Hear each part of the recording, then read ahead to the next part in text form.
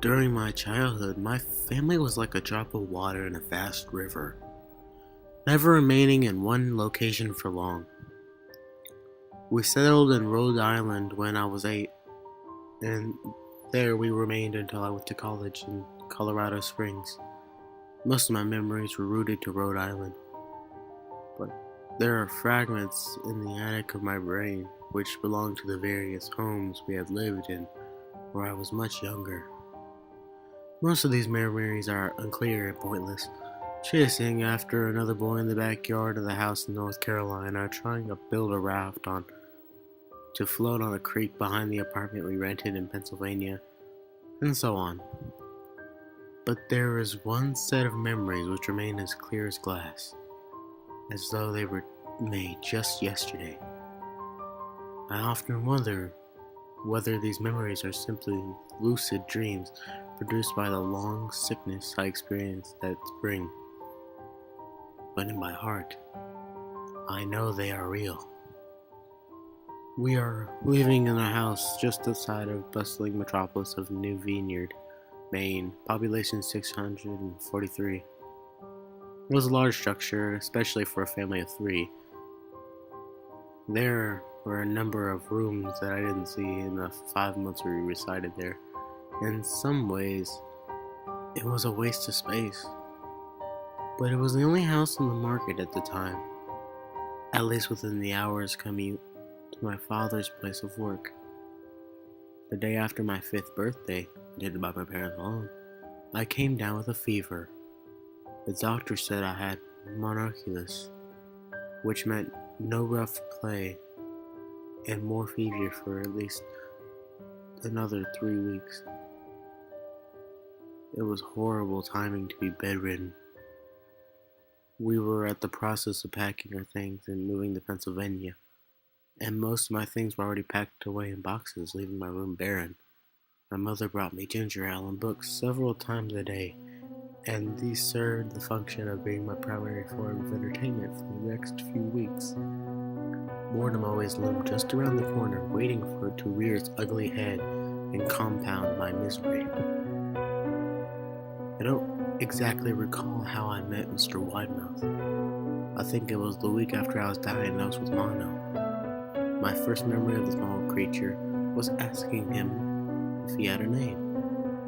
He told me to call him Mr. Widemouth because his mouth was large. In fact, everything about him was large in comparison to his body. His head, his eyes, his crooked ears. But his mouth was by far the largest. "You look like a Furby," I said, as he flipped through one of my books. Mr. Widemouth stopped and gave me a puzzled look. Furby? What's a Furby? I shrugged. You know, a toy. A little robot with big ears. You can pet and feed them. Almost like a real pet. Oh.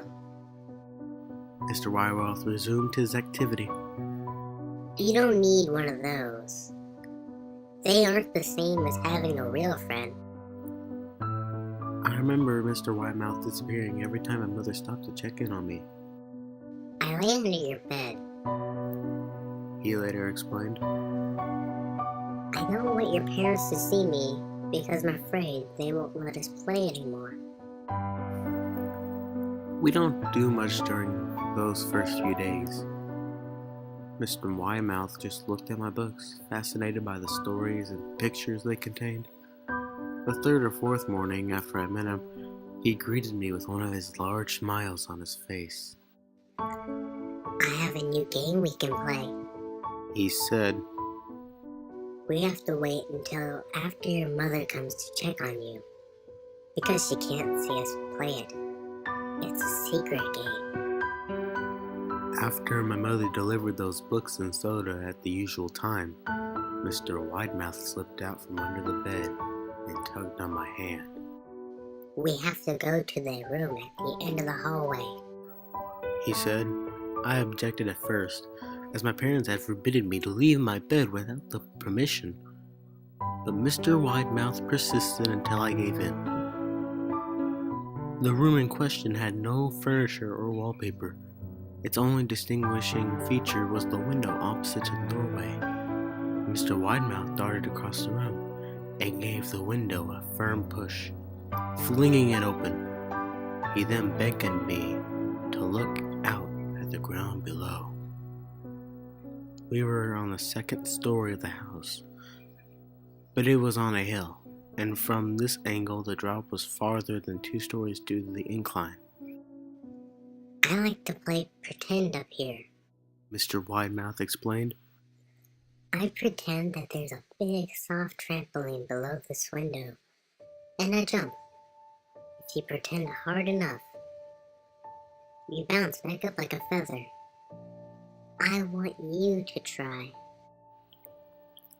I was 5 years old with a fever, so only a hint of skepticism darted through my thoughts as I looked down and considered the possibility.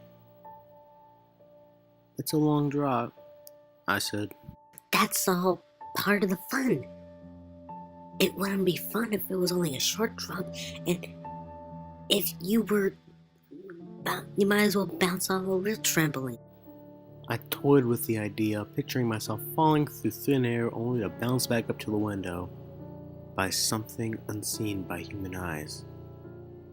But the realist in me prevailed. "Maybe some other time," I said. "I don't know if I have enough imagination. I could get hurt." Mr. Widemouth's face contorted into a snarl, but only for a moment. Anger gave way to disappointment. If you say so. Said, he spent the rest of the day under my bed, quiet as a mouse. The following morning, Mr. Widemouth arrived holding a small box. I want to teach you how to juggle, he said. Here are some things you can use to practice before I start giving you lessons. I looked in the box. It was full of knives. "My parents would kill me," I shouted, horrified that Mr. Widemouth had brought knives into my room, objects that my parents would never allow me to touch. "I'll be grounded for a year." Mr. Widemouth frowned. It's fun to juggle with these. I want you to try it. I pushed the box away. "I can't, I'll get in trouble. Knives aren't safe to just throw in the air." The rest of the day I began to wonder how often he was under me. I started having trouble sleeping after that. Mr. Widemouth often woke me up at night, saying he put a real trampoline under the window, a big one that I couldn't see in the dark. I always declined and tried to go back to sleep, but Mr. Widemouth persisted. Sometimes he stayed up by my side until early in the morning, encouraging me to jump. He wasn't so fun to play with anymore. My mother came to me one morning and told me I had permission to go around outside. She thought the fresh air would be good for me, especially after being confined to my room for so long. Ecstatic, I put on my sneakers and trotted out to the back porch, yearning for the feeling of sun on my face. Mr. Widemouth was waiting for me. I have something I want you to see, he said. I must have given him a weird look, because he then said, It's safe. I promise. I followed him to the beginning of the deer trail which ran through the woods behind the house. This is an important path, he explained. I've had a lot of friends about your age. When they were ready, I took them down this path to a special place. You weren't ready yet, but one day, I hope to take you there. I returned to the house, wondering what kind of place lay beyond that trail. 2 weeks after I met Mr. Widemouth, the last load of our things had been packed into a moving truck. I would be in the cab of the truck, sitting next to my father for the long drive to Pennsylvania. I considered telling Mr. Widemouth that I would be leaving, But even at 5 years old, I was beginning to suspect that perhaps this creature's intentions was not to my benefit, despite what he said otherwise. For this reason, I decided to keep my departure a secret. My father and I were in the truck at 4 a.m. He was hoping to make it to Pennsylvania by lunch time tomorrow with the help of an endless supply of coffee and a 6-pack of energy drinks. He seemed more like a man who was about to run a marathon, rather than one who was about to spend 2 days sitting still. Early enough for you? My father asked with a hint of sympathy.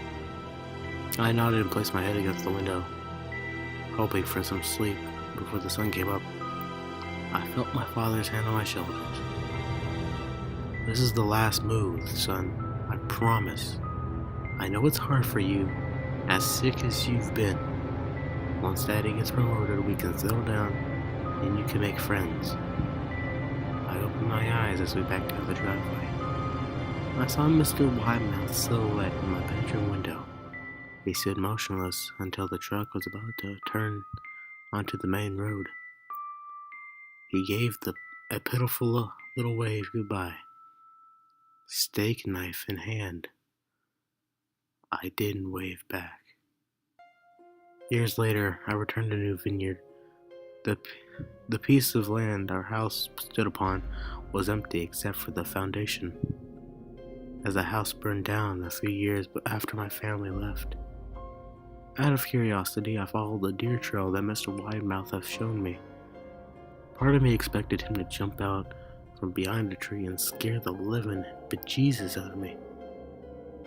But I felt that Mr. Widemouth was gone, somehow tied to the house that no longer existed. The trail ended at the New Vineyard Memorial Cemetery. I noticed that many of the tombstones belonged to children.